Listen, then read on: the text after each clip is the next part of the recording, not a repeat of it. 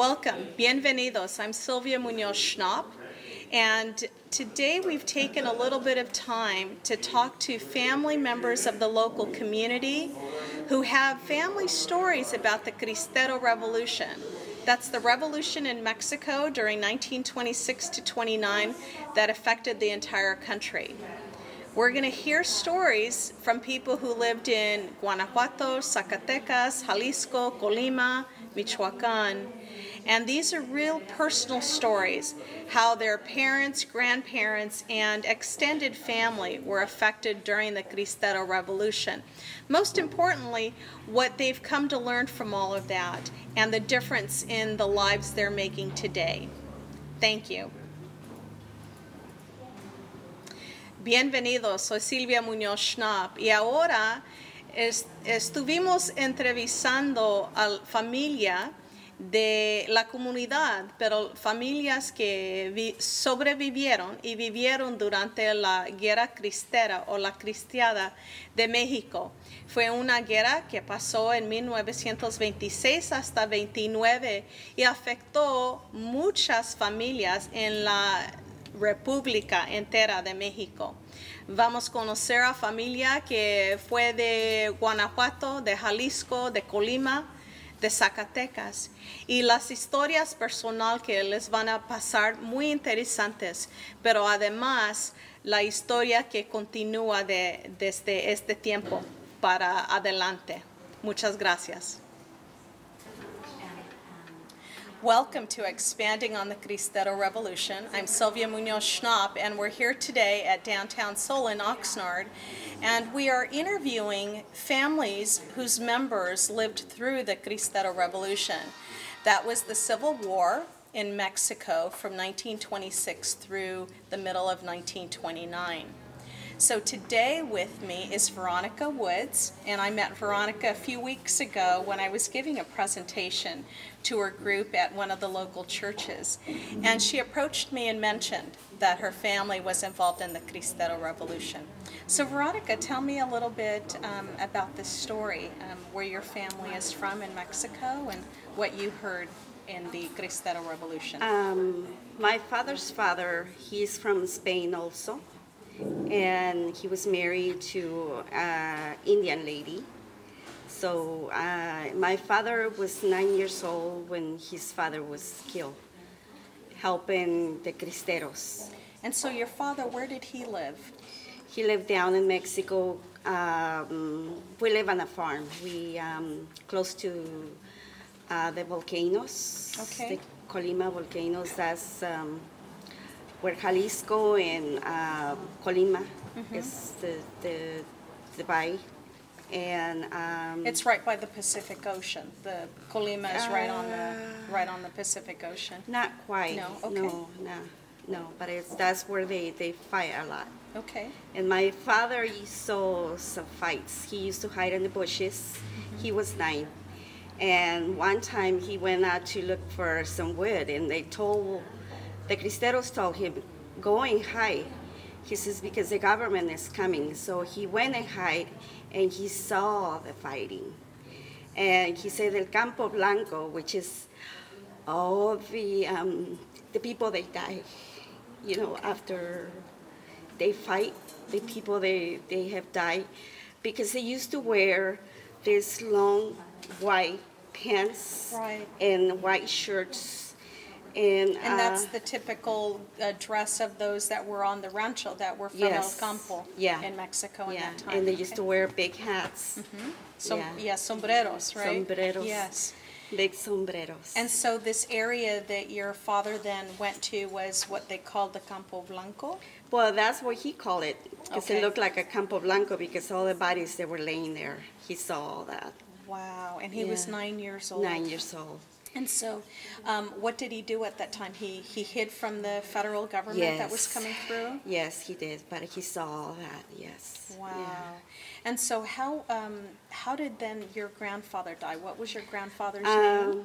My grandfather, his name was Dionisio Venegas. Okay. And my sister was married to one of the Cristeros. It's the ones that they used to go to towns and they used to like take people hostage, and they make them pay some money, and that money that they use that for buy food for the Cristeros.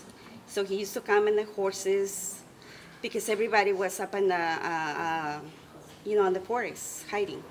And so this was your sister's husband's family. Yes, That were and involved my father told him to leave my aunt at home because my father said that she was very pretty. And he says, why don't you leave Maria home, because, you're up there with so many other people, she can get hurt. And he said, no, she's my wife, so she's going to be with me. But he used to go to towns that, the little towns around there for like maybe a week or two. And he used to leave her over there with everybody else. And so during that time, they also feared for her females too, yes. who, might be abducted from the so troops one time, or by the troops. Yes, one time he was in town, and somehow she disappeared. And he thought that my grandfather went for her, and he was hiding her. So one time my grandfather was on the forest looking for a horse, and he went and killed him with a machete. And my father was like almost 10 years old, and he let him die there. And the good thing was that his horse stayed with him the whole time. Wow. Until the next day when they found him. Wow. And so your father then, when did your father tell you this story? Well, my father was 10, and my father was born in 1917. My mother was born in 1921. And when we were little, I remember maybe like 7 years old. I don't know why they had some family come over and they start talking about it. And at that age, I say, Dad, what was that all about? And he told us. So since then, because we live in a farm, sometimes we used to sit outside in the fire, have a fire pit or something, and we sit down and they talk about stories, and he used to tell us all the stories. My mother was like 6 years old when all, she started to remember things. And she said that when the Cristeros came to towns, my grandmother, she stayed in the front door, and they have long, long skirts. Yes. So my mother, she put the skirt on the side so she can see all the people coming into town. And they used to, the people, even the women, they used to climb up on the towers of the church, what are they called? The bell towers? The bell towers. And they watch for the for the government.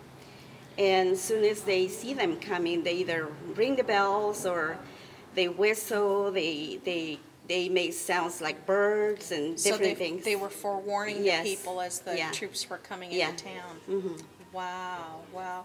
And so then when your father was telling you the story as a young girl, and then your mother had stories too, when was it where you first told then somebody else? Is this after watching the movie and hearing my discussion? Is that about the time? I always wonder why was that happening? Why they want to kill the priests? Why they want to kill people that believe in that religion? Why? I never knew why. And then little by little I say, I need to find out why. So I start buying books and studying more. And now I know why. And so does it inspire you then Oh, to yes. continue learning more? Yes. I teach catechism to the children. And I tell them the little stories too. Before, because nobody was allowed to be married, no baptisms, no weddings. Not by the church. Not by the during church. that time. It have to be hiding in houses, and even if you sneeze and somebody say, God bless you. You were fined like 500 pesos or whatever, and all those things, you know. And I think I want to teach the children the really story, The real story. the of real this. story. And I always say this is the true uh, tierra, no, Guerra Santa. This is the true one. The true Cristero War. Cristero War, yes. And so, when you heard these stories from your father and mother, did they change in a way how they perhaps then maybe went to Mass on a regular basis, or what they taught you and your siblings? Do you think it really impacted their lives? Oh, yes, yes, yes. Because I think in the town they only have one Mass a day on the weekends or something. And since they told us all the story that we were allowed to go to Mass every day, and you know, all those things that we were allowed, you know, but before they weren't allowed to do none of that. So they were inspired then, once the Cristero War ended, to really be devout Catholics in their town. All right. And I always pray with all my heart that somebody, and thank God you started that, and that somebody, you know, start talking about the Cristeros, the real truth about the Cristeros. Well, you know, as I've done a little bit more research, I believe that there were about 250,000 people that were impacted on both sides of the war. Yes. And so this is a significant time in Mexican history. Yes. Veronica, thank you so much Thank for you. joining us today and telling us your family story. Oh, yes. It's sad, but it's beautiful at the same time. Yeah, thank you. Because of them, we have what we have now. And we need to start fighting now, because it could happen again. To keep our Yes. freedom to Yes. worship God. Yes. Absolutely. Absolutely. Thank you so Thank much. you. And with me today is Reynaldo Urzueta Garcia, who has a fascinating side to this story that I want everybody to hear about. So welcome, Reynaldo. Thank you. Tell us about your family and how you ended up knowing a little bit more about the Cristero Revolution. Well, it's a little bit about folklore about what my dad used to tell me and the family.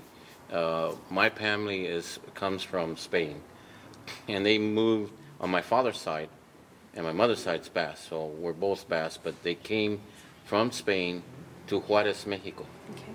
and right there on the border in order to come to Mexico, to the United States. And so how long ago was that? Well, this is back in the 1830s, something around there. Okay, okay. So I have a long history, and they bought a vecindad, which Okay. is a neighborhood in Spanish. They bought a whole block, and they kept their traditions. Okay.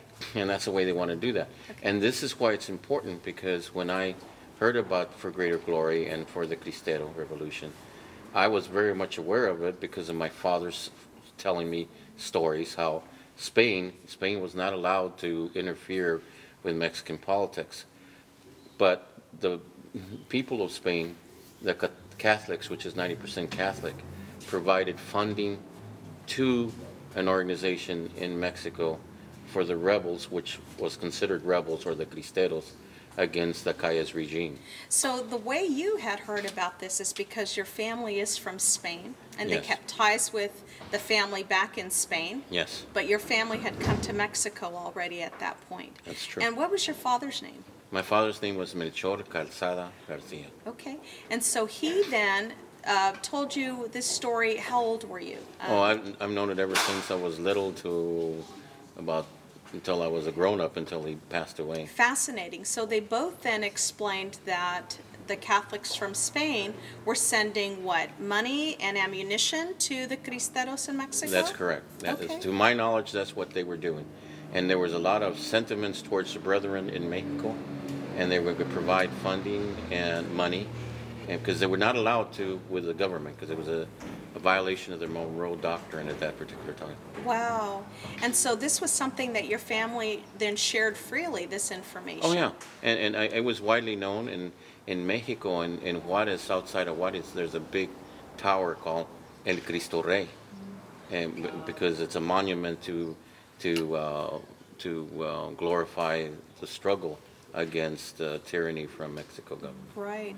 And so then, as your family explained this to you, do you think it impacted them in their lives as they lived in Mexico? Oh and yeah, then came here? absolutely, because they went through the time where they were persecuting the Catholic Church, and then they were able to practice. Myself was a Catholic till this day, and so, yeah, it impacted them quite a bit. Wow. So they thought they couldn't practice at one time, and they thought it was bizarre in that way, because they grew up as Catholics in Spain and then came to Mexico and they couldn't do it at all.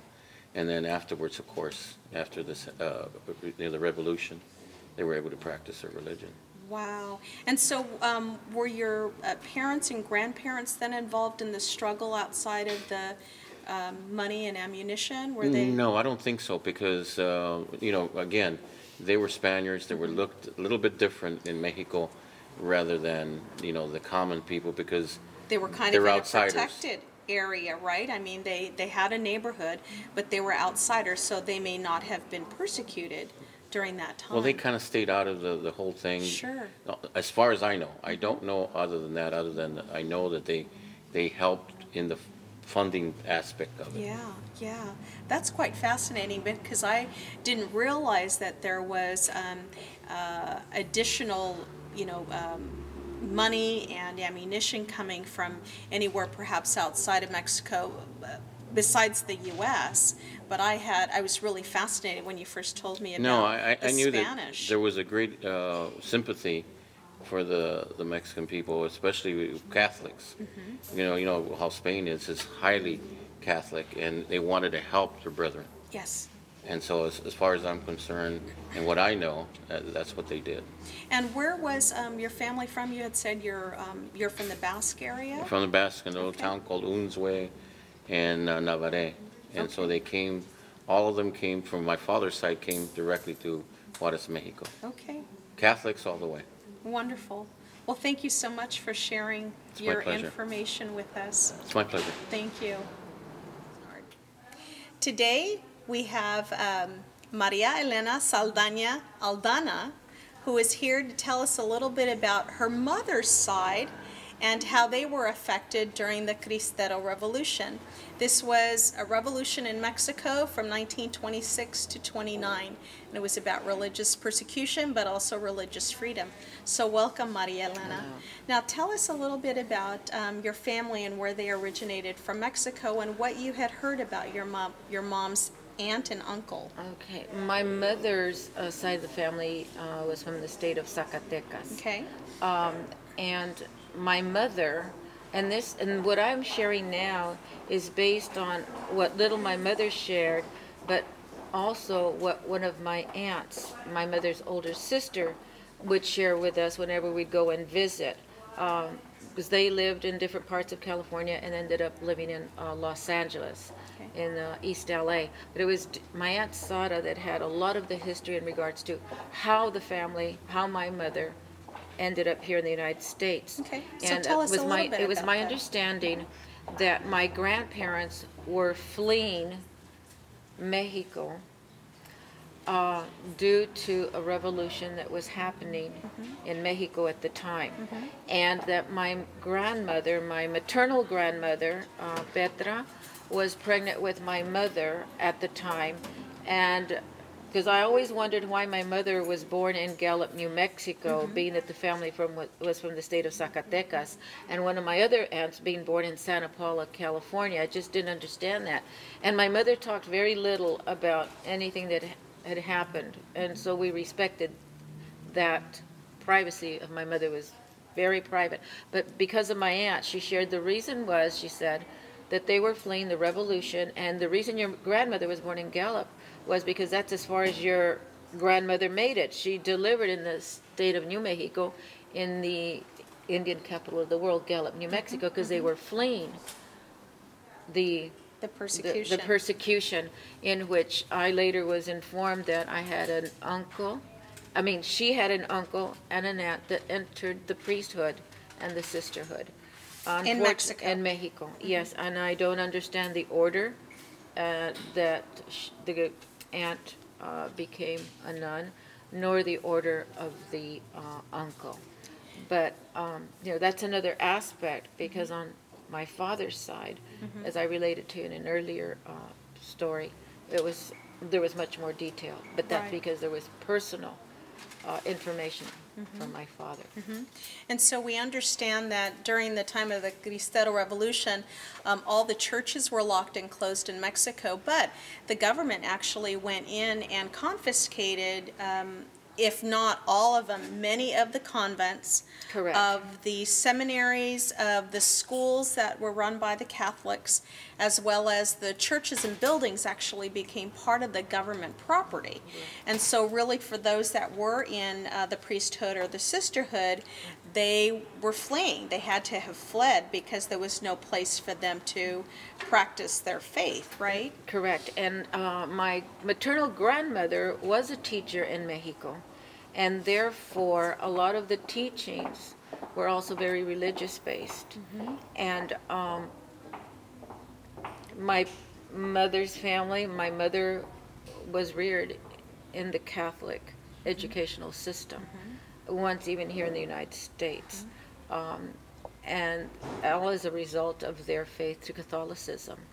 And to this date, many of us were also raised in the private education in the Catholic school system. And so we understand too that when President Plutarco Elias Calles came into power in Mexico in 1924, that he started to make some changes in the government before he even put in Ley Calles, which then began the Cristero Revolution. But in about 24 and 25, we heard that he expelled all the foreign-born priests. He also then went after all the lay teachers who were Catholic and said that if anybody really wanted to stay a teacher, they would then be a federal employee and they would have to take an oath of anti-God and teach it to the children. They would have to denounce, basically denounce their faith. And so this had to have ripped through the entire country and all those who had a career in education. Right. Well, that was my understanding. My grandmother was a teacher, because we also have now offspring that are in the area of education as a profession. And so how this affected your family then, it sounds as though they took it to heart and fled, but also then really had the responsibility of having you know, your siblings, you and your siblings really brought up through the parochial schools. Right, exactly, exactly. Wow. Yeah.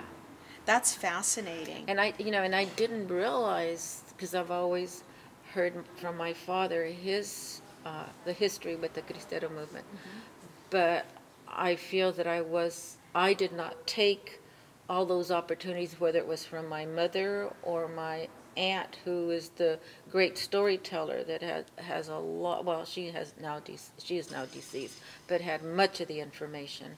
And I know there's probably much more out there, and I just wish that, like with my father, that I had been very inquisitive about asking. So because it affected both sides of your family, what's your hope for the next generation? You know, I feel that it's my responsibility, I as a person, knowing that I've been so blessed with the family that has so much culture and the religious history that they have, that I share that with my one and only daughter. And she's been very fortunate. She's been raised by my mom and dad, and now with my father, and she's heard of these stories. And now that she is a young adult, she is now realizing how important that is for her and her growth as a person and human being. And this is why I was so happy to hear of the movie, and to know that there's so many more people, like some of the women that are here this morning, sharing their experiences, because I think it's through us that we transmit that information to our children. And I know certainly as an educator that I do that with my students, and take any opportunity, and amongst our own family. You know, my father is very blessed that he has a number of grandchildren and great-grandchildren. They will need to hear this story, not only from my father, but they need to hear it also from their parents. Yes. And I am just blessed, though, that I'm the one that's fortunate to be with my dad and my daughter. And so it really is where we encourage everybody, if you still have great-grandparents around or grandparents or even your mom and dad, and you don't know much about the family history, that you take some time, even as young as a school-age kid, you know, Exactly. 5, 6 years old, you take some time and interview them, because it's by these experiences, I believe, that we can lead better lives, but we also then know what history we don't want to repeat. Exactly. And how our families really do hold the key for the heritage, and that we should feel proud of what they did. Yes, and that I do. Thank you, Maria Thank you. Elena. Thank you for the opportunity. Thank you. Well, today you've heard various family stories about those that lived and survived during the Cristero Revolution, and family members who unfortunately lost the battle during this time. The Cristero Revolution was something that affected the entire country of Mexico in the late 1920s. And so I hope that you've had the opportunity to listen to these very personal family stories and how they're affecting still families today, but most importantly that this history gains strength and have it so that it is not a forgotten war, but is something that still lives in the hearts and minds of all the Latinos. And that is something that they'll carry for the next generation. Thank you very much.